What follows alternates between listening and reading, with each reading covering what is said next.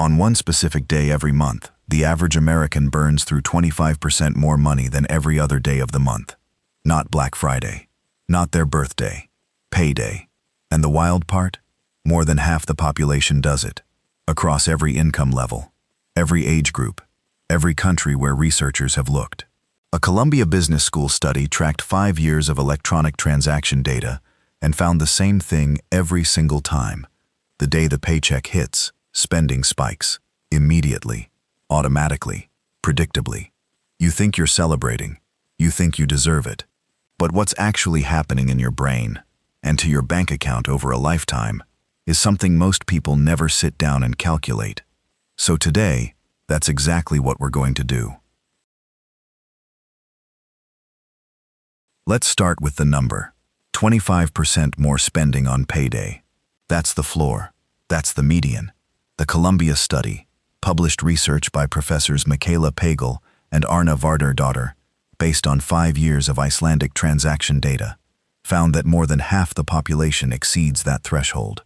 Meanwhile, InMarket's 2024 Payday Insights report, which tracked real consumer spending from April 2023 through April 2024, found that consumer spending spikes by 33% on payday and stays elevated for a full day afterward before returning to baseline. Now let's make that concrete. Say you make $60,000 a year. That's $5,000 a month, paid on the first. On a normal day, you might spend $80 to $100. Groceries, coffee, gas, subscriptions ticking away in the background. But on payday, using the 25% figure from the Columbia research, your spending pattern shifts. You're 11% more likely to make any shopping trip at all on payday. And when you do go shopping, you spend significantly more per transaction. The InMarket report is specific about where the money goes. On payday, restaurants see a 25.6% jump in spending. Grocery stores spike 16.8%. But after those basics are handled, the discretionary splurges kick in. Bookstores see a 230% increase in spending on and around payday.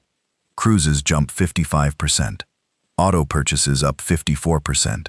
Beauty products up 51%. That 230% on bookstores alone should stop you in your tracks. That's not necessity. That's not catching up on bills. That's the "I got paid and now I feel rich" effect in action. Here's the annual math nobody sits down to calculate. If payday overspending costs you an extra $100 twice a month, and given that the average American spends $282 a month on unplanned impulse purchases, that's a conservative estimate. That's $2,400 a year. In lifestyle spending that wasn't planned, that didn't appear in any budget, that just evaporated. $2,400 a year for 30 years. That's $72,000 in just the dollars you spent before we even touch what that money could have grown into. We'll come back to that number, and it gets much worse. Here's the thing that makes this genuinely strange. The money wasn't a surprise. You knew the paycheck was coming. The date was on your calendar. Your direct deposit hit at the exact same time it always does. Standard economic theory says this shouldn't change anything about your spending behavior. According to the models, rational people smooth their consumption across time. You should be spending roughly the same amount every day, since you already knew the money was going to arrive. But that's not what happens. Not even close. Professor Pagel put it plainly. Payday spending is a completely understandable behavior from a common sense standpoint, but it doesn't make sense according to the economic models, which say people optimize their budgets across time. So theoretically, you shouldn't see people consuming more just because they have more money one day, yet it happens. What is actually happening is a cluster of 3 psychological mechanisms firing simultaneously, and they're designed to work against you. Mechanism 1, the license to spend.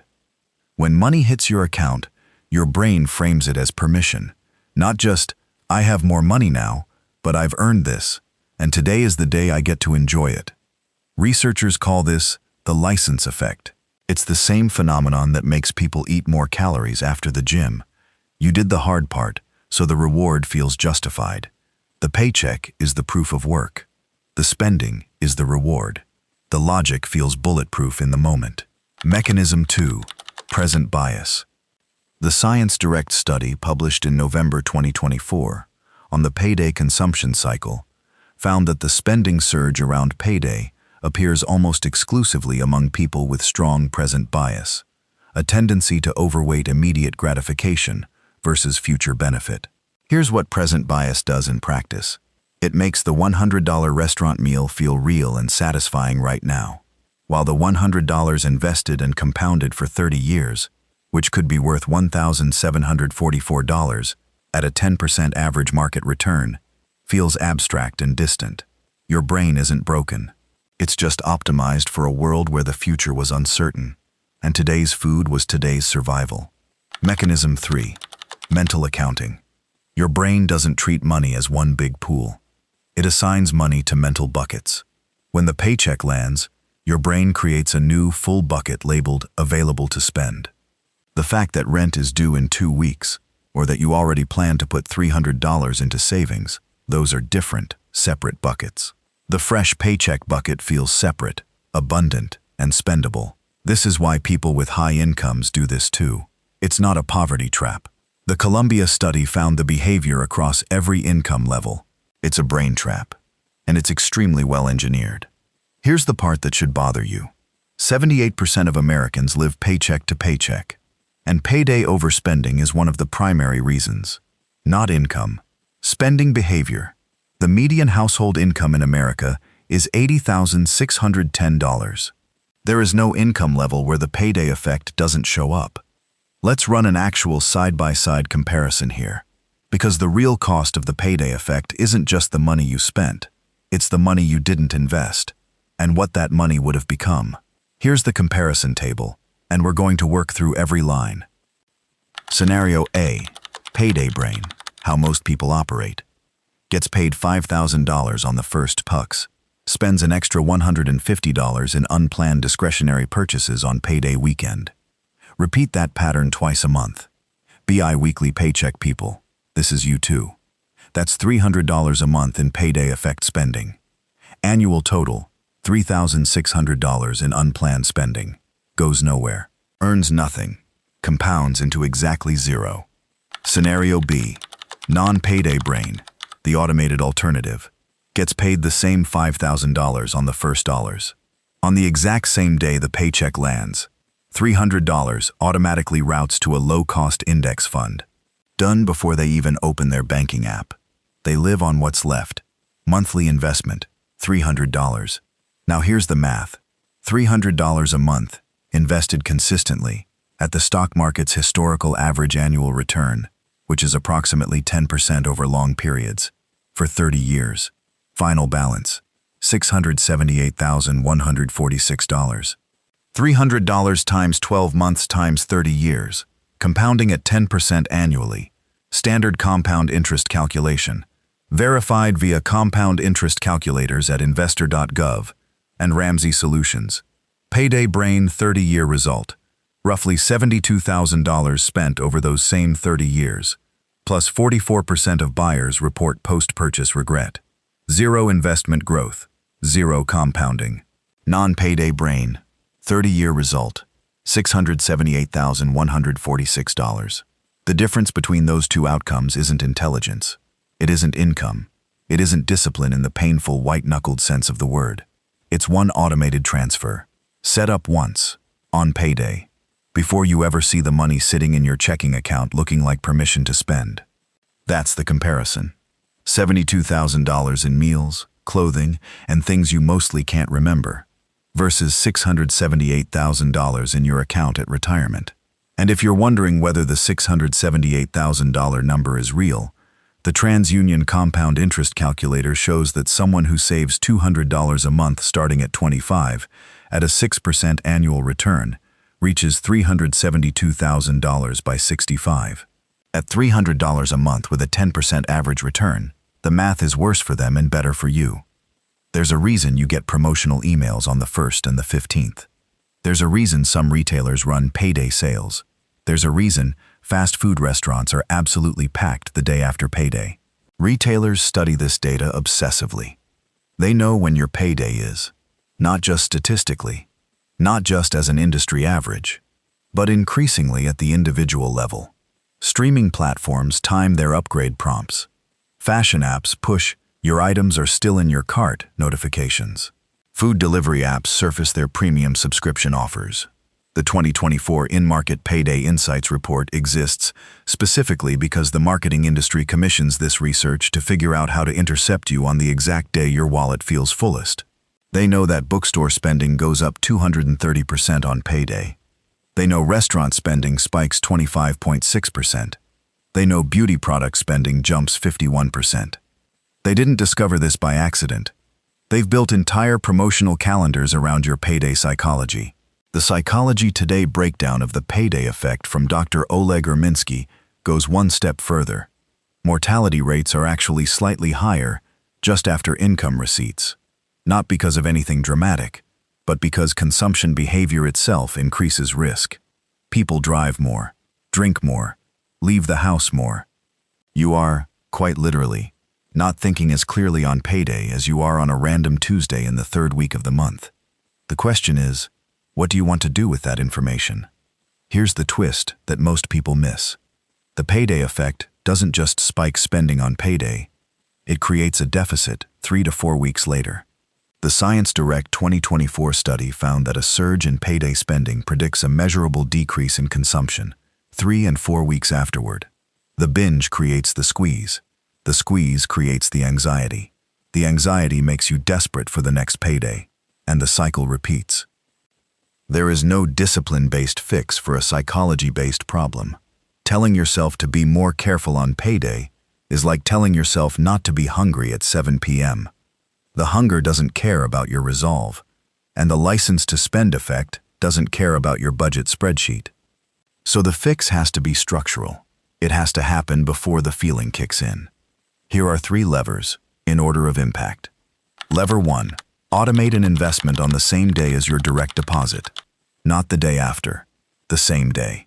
The moment the paycheck lands, an automated transfer should move money out of your checking account and into an investment or savings vehicle, your 401k contribution, a Roth IRA, an index fund brokerage account, an emergency fund.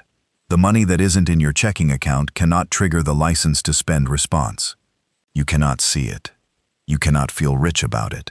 You cannot spend it. Smart Asset confirms that consistent $200 a month investing can grow to more than $150,000 in 20 years, and more than $1.2 million after 40 years, at a 10% average return 40. Set up the automation once. That's it. That's the whole intervention. Lever 2. Delay any discretionary purchase made on or immediately after payday by 48 hours. This is the 48-hour rule. Not don't buy it, just don't buy it today. Put it in the cart, screenshot it, send yourself an email, then wait 48 hours. The payday glow fades fast. The in-market data shows spending returns to baseline after just 1 day. If you still want it on day 3, it probably wasn't an impulse.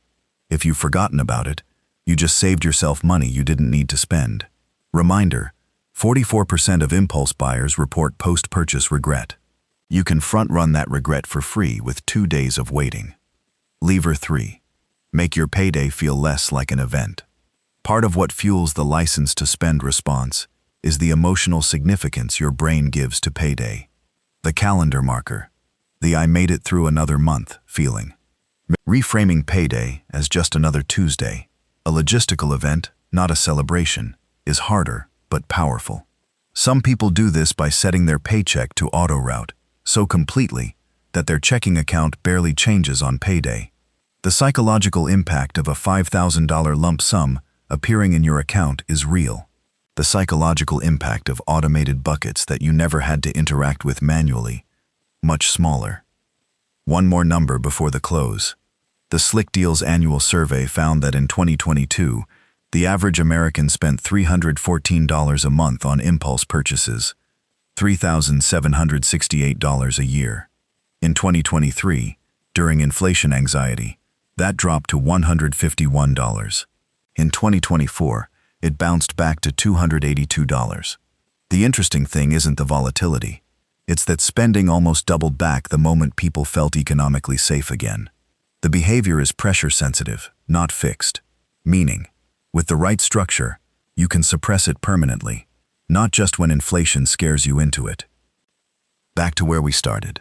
25% more spending, every payday, every month, for most of your working life. Here's the final number. The gap between payday brain and the one automation fix, over 30 years, is $678,146. That's not a hypothetical.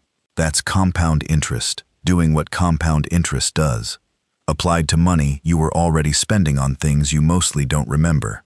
The choice isn't between spending and not spending. It's between spending first and investing the leftovers, or investing first and spending what's left. One of those has a $678,000 outcome. The other one has regret and a 4-1 odds of living paycheck to paycheck. If this broke down something you'd never seen calculated before, subscribe. That's what this channel does every week. Next video. The reason your savings account is actually losing you money, even when the balance goes up. That one might sting more than this one.